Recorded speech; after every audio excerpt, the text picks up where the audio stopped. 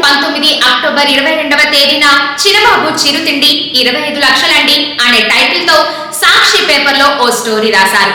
ఈ స్టోరీ పూర్తిగా అవాస్తవాలతో ఉందని, ఉద్దేశపూర్వకంగా తన ప్రతిష్టను మంట కలపాలనే దురుద్దేశంతోనే ప్రచురించారంటూ సాక్షి పేపర్ కు మంత్రి లోకేష్ రిజిస్టర్ నోటీస్ పంపించారు. అయితే అటు నుంచి ఎలాంటి వివరణ రాలేదు. తాము రాసిన స్టోరీ ఆధారాలతోనే రాశామని, ఇందులో అసత్యమేమీ లేదని నిరూపించే వివరణ ఏది సాక్షి నుంచి రాలేదు. తాను పంపిన నోటీసులకు స్పందించకపోవడంతో మంత్రి లోకేష్ పరువు నష్టం దావా వేశారు. ఈ స్టోరీలో చెప్పినట్లుగా ఆ రోజుల్లో తాను అసలు విశాఖలో లేనని కోర్టుకు తెలిపారు. ప్రభుత్వం ఆహ్వానం మేరకు వచ్చే అతిథులకు చేసిన ఖర్చును తనకు అంటగడుతూ తన ప్రతిష్టను దిగజార్చాలని చేసిన కుట్ర అని, దీనిపై వివరించి న్యాయం చేయాలని కోర్టును కోరారు.